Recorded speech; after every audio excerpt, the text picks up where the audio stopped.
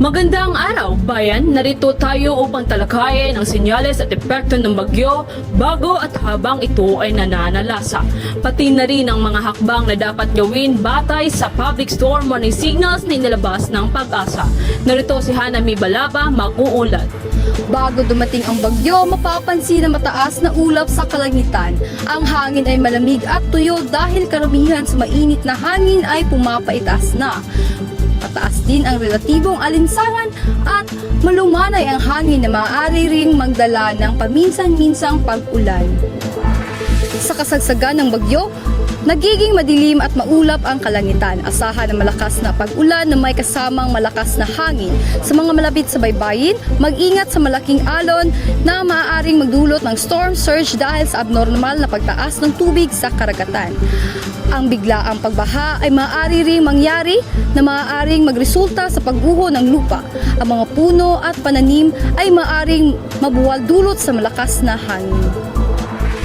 Para sa Storm Warning Signal number 1, isang tropical cyclone ang nakaapekto sa lokalidad na may hangin na may bilis na 30 hanggang 60 kilometro bawat oras sa loob ng 36 na oras. Ang epekto ng hangin ay maaaring mabali ang mga tangkay na maliit na puno, matagilid ang puno ng saging at matanggalan ng bubong ng mga bahay na iyari sa magaan na materyales. Pinapayuhan ang lahat na makinig na pinakabagong severe weather bulletin ng Pag-asa kada 6 na oras.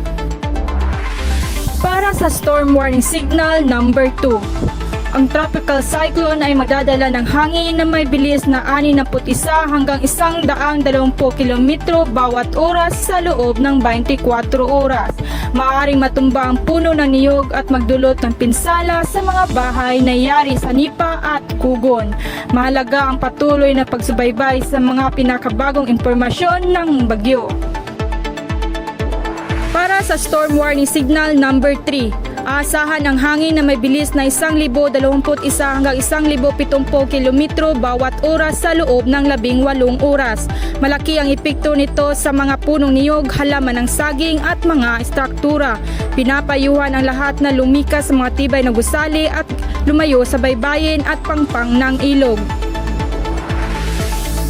Para sa Public Storm Warning Signal number 4, ang matinding bagyo ay magdadala ng hangin na may bilis na 171 hanggang sa 220 kilometro bawat oras sa loob ng 12 oras. Makakaranas ng malawakang pinsala ang mga taniman ng niyog, palay at mais at pati na rin ang mga gusali. Kasilahin ang lahat ng gahe at aktibidad sa labas at lumikas sa mga ligtas na silungan. Para sa Public Storm Signal Warning number 5, ang super typhoon ay may hangin sa higit na 220 km bawat oras na nagdudulot ng malawakang pinsala sa matataas na struktura at ganap na pagkasira ng bubong ng maraming tirahan at gusali. Lahat ng bahay at aktibidad sa labas ng bahay ay dapat kansilahin at ang paglikas patungo sa ligtas na mga silungan ay dapat natapos na. Pagkatapos ng bagyo, sisikat na ang araw at naging malinaw na ang langit. May ilang lugar na maaaring mananatiling bahain at makabangon mula sa bagyo. Kapag ang lugar ay lubhang nasalanta, maaaring ang mga residente ay mananatiling nasa ligtas na lugar. Patuloy pa rin ang mga tagapagligtas at relief operations sa pagsagip at pagtulong. Maaaring magkaroon ng masiklab na mga sakit na dala ng tubig, tangkaso at dengue.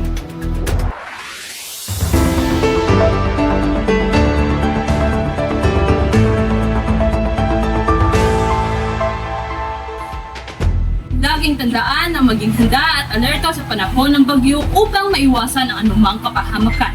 Mula po rito sa aming studio, kami ay nagpapaalala na ang kaligtasan ng bawat isa ay dapat laging unahin. Po si Hanami Balaba. Ako po si Angel Caramba. Ako si Jelner Louie Casimero. Ako po si Michelle Elena Cto, ang inyong tagapag-ulat.